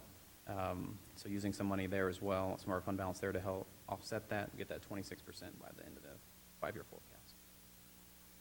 In the water and sewer fund, sewer treatment expenses increased by $160,000. Contributions to our water supplier increased about $220,000 for a new pipeline, well field, and treatment plant. And contributions to our primary sewer treatment provider increased about $310,000 for additional costs of construction for the south treatment plant that's being constructed. They do have some upcoming capital projects, about $2.5 million for the transmission main. Aviation Heights water line replacement should kick off phase 1, about $400,000. The tank painting, about $350,000. On the EMS fund, we'll convert a billing clerk to billing specialist, upgrade billing software to help improve the billing process. A new part-time supply coordinator, a medical school for the EMTs, and replacing an ambulance and 2 vehicles. Under the drainage fund, we'll continue the projects we have identified. There's also a new mowing contract for the right-of-way on 78 and the railroad. Under the EDC, they have an estimated improved incentive payout of about $6.6 million, and they're proposing to do a contribution to Main Street Revitalization Project of $500,000. All funds together, that's $94.3 million. General fund is 40%. Water and sewer fund is the 28% of that. Overall, we are estimating to take out about $9 million from our reserves. We should have about $56.8 million remaining. All right, very good. This is set for a public hearing. So same guidance as before. Anybody who would like to address the council may do so, and ask that you keep your comments to around 3 minutes. And if you'd state your name and address for the city secretary if you decide that you'd like to come forward. This time we're going to open the public hearing. Anybody who would like to address the council on this item is welcome to do so.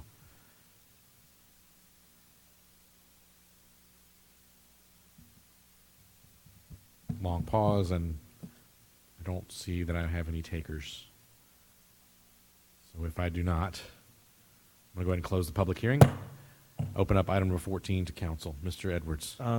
Mr. Brown, so what do you propose, since we have a 21% increase, you said, or 11%? 21% total increase, of which 10% of that is budgeted. Okay, so 10%, we have an 11% shortfall. But can you go back on the budget about 7 pages, I think? One more. I'll tell you, one more. Okay, so the very last line, we got personnel budgets increased 6.1%. Right. To act on the class and comp study. Maybe now is not the time to keep going with the class and comp study if we don't want to cut the benefit. I mean, I don't want people to go without health insurance. Please understand this. But I run a business too. My business is making sure I keep my expenses in check and creating more revenue. So if we can't bring in more development because there's things are being slowed down, how are we going to offset this? I can't just raise the taxes on all the on every resident in the city of Schertz. We get fallout from that as well. So I need to hear some proposals. Okay. About what we plan on doing. So there's two things that we're looking at. The class and comp study is scheduled to be started in September and will be done in November. And so one of the options would be to delay the implementation of that from 1 October to 1 January. So in other words, you basically have 3 months of savings in the budget for acting on the class and comp. So we have $275,000, if that makes sense, $275,000 in the budget. So we would delay any action on that. In other words, any raises or salary adjustments would be delayed to 1 January. That's 3 months savings in the fiscal year. And just to let you know, the increase in the health care insurance is a 12-month increase. However, it's really a 9-month impact to the budget for next year because it goes into effect 1 January. So that helps us some. So one option is to delay the implementation, not of the study, but of the results of the study to 1 January. And then the other option would be, and we've talked about this, since we want to get the results of the staffing study before we implement the 9 new positions, that would not take place until 1 January, also giving us another 3 months that would not be in the budget. That saves about $160,000. So those two options are viable options on the table to help us cover the shortfall. And what's the dollar amount that's going up for the health care insurance? So the total dollar amount is $587,000 for 12 months. But as I said, we budgeted a 10% increase. That's about $240,000. The 9-month impact of that's actually going to occur in the next budget year is about $440,000. So that brings the bill to pay down to about $200,000. And then there's about $50,000 that we're going to save in some other benefit changes within our program that are not related to, lessening the overall employee benefits. There's about $45,000 in savings there. So that brings the total bill down to about $150,000, we think. 152, actually. Something like that, yes, sir. Okay, thank you. Anyone else? If not, is there a motion? Oh, I'm sorry, there's no, just a public hearing, so no need for action on this item. Nothing else from council, then we're going to move on. Mr. Walters. Sorry, the way we've just set this one on the agenda, we'll have the public hearing, and then the vote for the ordinance is a second item for both the Got it. budget and the public hearing. Perfect, thank you. All right, then we're going to move to item number 15, which is ordinance 19T23. An ordinance adopting a budget for the fiscal year beginning October 1, 2019, and ending September 30, 2020, in accordance with the charter of the city of Schertz, Texas, providing for the filing of the budget, providing this ordinance shall be cumulative of all ordinances, providing a severability clause, and providing an effective date. This is its first reading. Same item we've discussed previously for the public hearing. So if there's any questions over the budget specifically, we can go over them now. Very good. Since we had the public hearing with regard to this ordinance in the previous item, then we're ready to consider taking action. Council, other questions, comments with regard to this item? If not, is there a motion to approve ordinance 19T23? So moved. Second. I have a motion from Mr. Larson, a second from Mr. Brown. Again, any other comments, questions from council? Hearing none, I'll call for a vote. Aye. Aye. Aye. Aye. Aye. Aye. I have 6 ayes, no nays. Motion carries. All right, next up is item 16, which is a public hearing on the proposed tax rate. Mr. Walters. Good evening again. So for the property tax bill breakdown, this is how it gets distributed to each of the entities. The very bottom is City of Schertz. The school district is in yellow. They're the biggest receiver of the overall property taxes. And then the counties over in red is the next major entity. If you live in Bexar County, you also have a couple additional taxing jurisdictions. On top of the total taxable value, we also have exemptions to bring up to the overall value of the city. From 2018 to 19, all the overall exemptions did drop. That was just removal of property on the business side. We don't actually get to tax that property now, so we don't recognize any benefit for that exemption drop. We do have another large exemption in the city for the disabled veteran homestead exemption. You can see here that in 2019 is actually up to about half of our overall exemptions. So from 2019, that particular exemption exempts about $358 million of property value. That's a $53 million increase, or 17.4%. To put that into revenue dollars for the city, it would be close to about $1.8 million in additional taxable revenue the city could raise if this exemption was not in such high concentration in the city. City's position, this is a good benefit for people that have served the country and have given more than their fair share already, so anything we can do for them is well worth it. The way the state designed the back end of the program, it does put the responsibility of providing this benefit to communities with large concentrations of disabled veterans. So some place like Schertz, who has a large concentration, that falls on our citizens to provide that benefit, instead of having all citizens throughout the state provide that benefit and share that responsibility. Our main recommendation is to go out and contact your congressperson, state Congress, and legislature, and ask for them to kind of rework the back end of it. They do have a relief program that places like City of Schertz can apply for help funding. In 2018, we received just over $200,000. We were eligible for just over $500,000, but the program's not properly funded to give everyone the amount that they are eligible for, and that's we're actually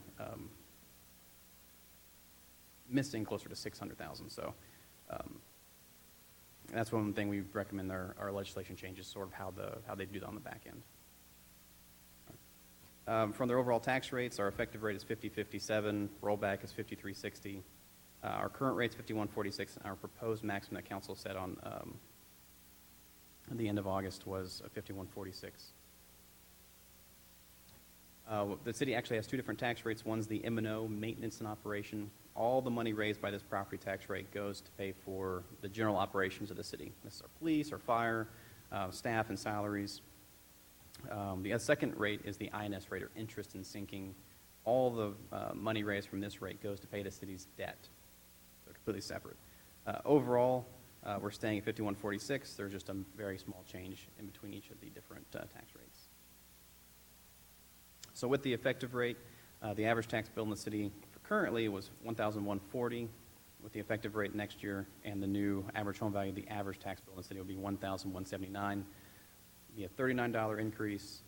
Based on how the effective rate works, we believe that a lot of that increase is towards new homes being developed that are coming in and starting off at $300,000 and $400,000, as opposed to a direct increase on existing citizens and residents.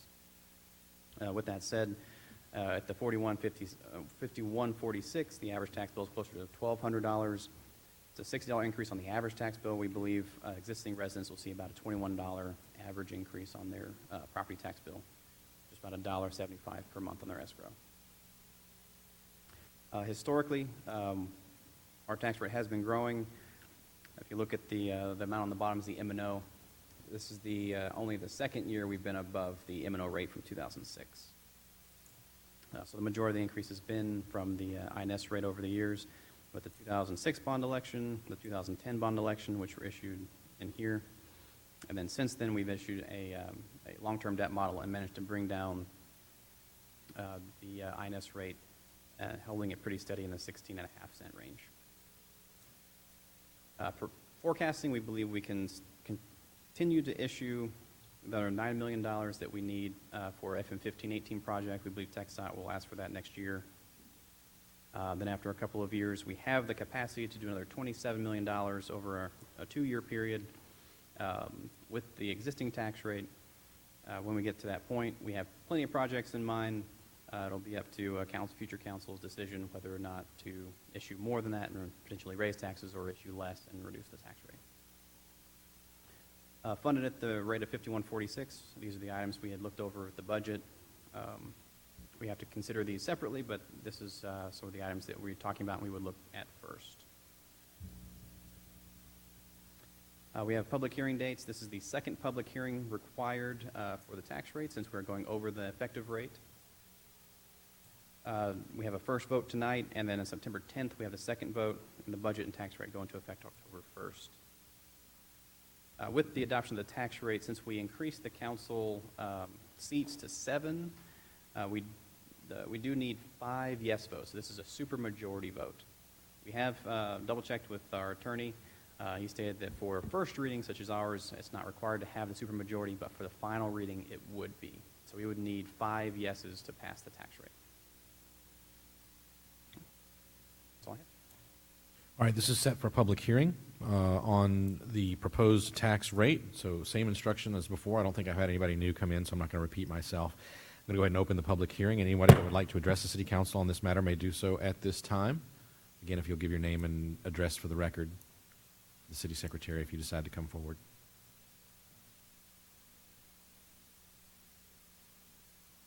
It appears it's going to be like the other public hearings, and I'm not going to have any takers. That's okay. If there's no one, then I'll go ahead and close the public hearing. Item number 16 was just the public hearing, which leads us into item 17, which is Ordinance 19T24, an ordinance approving the appraisal roll, setting the tax rate, levying and assessing general and special ad valorem taxes for the use and support of the municipal government of the City of Schertz, Texas, apportioning the levies for specific purposes, providing a severability clause, and providing an effective date. Sir? Sir? Anything else you want to add? I think, sir, staff's recommendation is to continue with the existing rate of 5146. Gotcha. On the agenda, both items 16 and 17 refer to a public hearing. We've already done that, so there's no need to have a second public hearing. So if you're looking at the actual agenda and see it says conduct a public hearing, we've already done that. So with that said, I'll open it up to council. Comments, questions before we take an action. All right, is there a motion to approve Ordinance 19T24? So moved. Second. A motion from Mr. Brown, second from Mrs. Hayward. Any other comments or questions from council? The state does have a mandatory language. I'm not sure if it's required for first reading when we're adopting a tax rate. We do. Okay. Do we have that handy? I don't. So we're good on first reading. All right. Very good. In that case, if there's nothing else from council, we'll call for a vote. Aye. Mr. Brown? Aye. Aye. Aye. Nay. No. Now, Mrs. Hayward? Aye. Thank you. All right, I have 5 ayes and 1 nay. Motion carries. Thank you. All right, next item we have on the agenda is a roll call vote confirmation.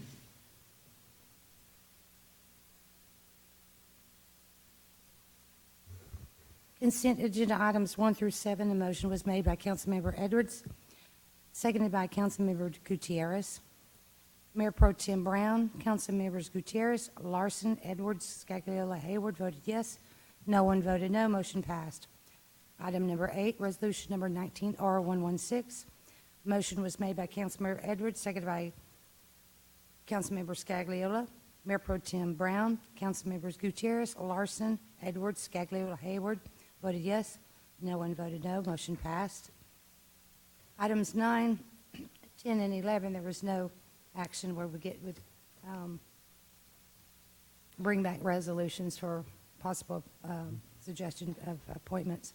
Item number 12, resolution number 19R113. Motion was made by the chair, seconded by Mayor Pro Tem Brown. Mayor Pro Tem Brown, Councilmembers Gutierrez, Larson, Edwards, Scagliola, Hayward voted yes. No one voted no. Motion passed. Item number 13, ordinance number 19S22, first and final reading and declaring an emergency. Motion was made from the chair, seconded by Councilmember Edwards. Mayor Pro Tem Brown, Councilmembers Gutierrez, Larson, Edwards, Scagliola, Hayward voted yes. No one voted no. Motion passed. No action on number 14. Item number 15, ordinance number 19T23 on first reading. Motion was made by Councilmember Larson, seconded by Councilmember Brown. Mayor Pro Tem Brown, Councilmembers Gutierrez, Larson, Edwards, Scagliola, Hayward voted yes. No one voted no. Motion passed. No action on number 16. Item number 17, ordinance number 19T24, first reading, setting the tax rate at 5146. Motion was made by Mayor Pro Tem Brown, seconded by Councilmember Hayward. Mayor Pro Tem Brown, Councilmembers Gutierrez, Larson, Edwards, and Hayward voted yes. Councilmember Scagliola voted no. Motion passed. Thank you, ma'am. Mr. Mayor, point of order. Correction? Yeah, I have a question, if you can help me with this. So are we going to leave out the Schertz residents in Comal County from that election? I just wanted to revisit that to make sure we were correct. No, no problem. No, I think that, well, I'll let you answer through the election administrator. We're looking at Guadalupe County handles. Yes, Comal. at this point, Councilmember Edwards, the Guadalupe County Election Administrator is going to be handling our Comal County 2 precincts. At this point, I have not heard anything back from Comal County, Cynthia, regarding the approval of possible vote centers. I'm still waiting to hear back. Now, if that is approved, then I will come back and do a contract with them to handle all Comal County portion. But right now, I have heard nothing. They're waiting for approval from the Secretary of State to go forward. Okay, so Comal County more than likely will be included for the Schertz residents. Oh, it always is. It always is. Just want to make sure. Yeah, it always has. It's always been run by the Guadalupe County election administrators, except for the 1 year when Comal County did hire an election administrator, and I think you remember what happened there. Yes, I do. But yes, right at this point, sir, Guadalupe County election administrators is going to handle our 2 precincts until we hear otherwise from the Comal County Clerk's Office. All right, thank you. All right, next item on the agenda is item number 18. It's a City Council Rules of Conduct and Procedure, and I asked for this to be put on the agenda, particularly in response to another law that took effect on Sunday, which was House Bill 2840.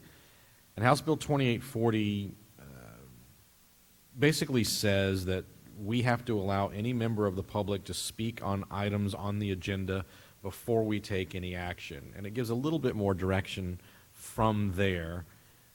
But after a review by our city attorney's office, we find that we don't need to change our current practice as long as we have our hearing of residents occur before any action item. So we can't have a closed session, come out of closed session and take action. Well, I guess we kind of could, but the better practice is we don't take any action on any item until after we've had hearing of residents. So I just wanted to put that out there. The other thing, however, that is in House Bill 2840 is the last subsection, which is subsection E, which reads, a governmental body may not prohibit public criticism of the governmental body, including criticism of any act, omission, policy, procedure, program, or service. This subsection does not apply to public criticism that is otherwise prohibited by law. And the reason I bring this up is because in our rules of procedure, we talk about how comments must be addressed to the council as a body, not at any single individual. However, I think that may be somewhat problematic when it says, a governmental body may not prohibit public criticism of the governmental body, including criticism of any act, omission, policy, procedure, program, or service.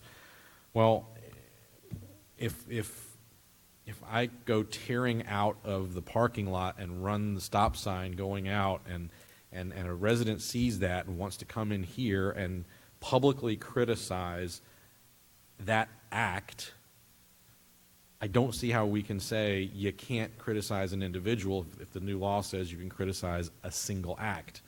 Now, I understand that it may be taken to say an act of the governmental body, but it's not that clear.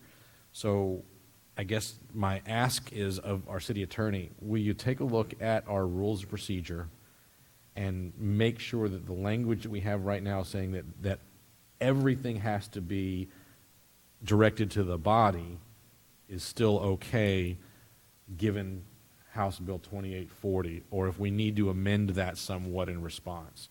I don't want to put you on the spot right now because the language to me, where the commas are, where the syntax is set, could be taken multiple ways. So I just wanted to bring that to everybody's attention. There was some other commentary that you could read elsewhere that suggested that what we might have to do would be to have hearing of residents before each individual item. That would have been challenging, potentially problematic. But as long as we keep the hearing of residents at the beginning of the meeting before we take any action and we don't restrict what can be said during that time, we should be good. So any questions on that one before I move on? Mr. Mayor, because of decorum, I have a question, if you don't mind.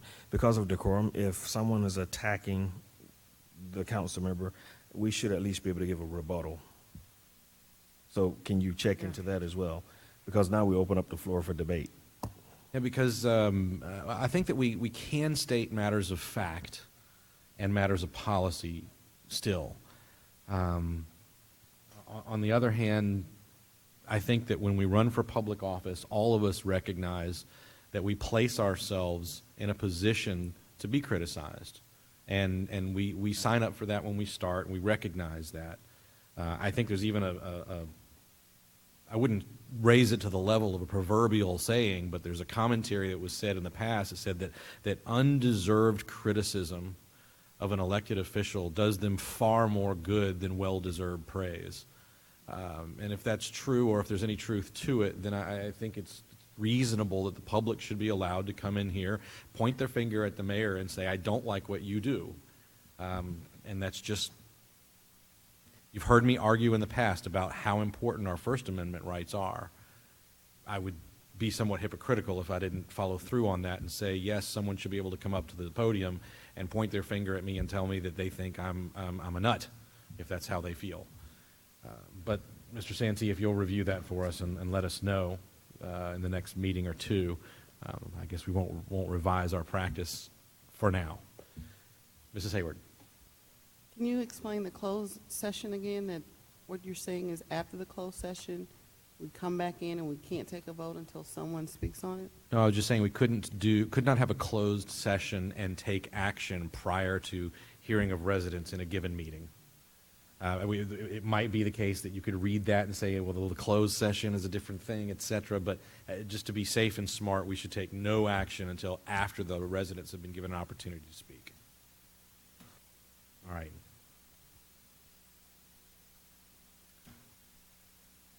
The last thing I would just want to leave for the council to consider, I'm not asking for any decision this evening. In fact, if it's the will of the council, then you can take no action or take this up after the election when I'm no longer the chair. But I would suggest that you consider going back and looking at the decision that was made to say that any given council member, as an individual, may place an item on the agenda and the chair will not entertain any objections.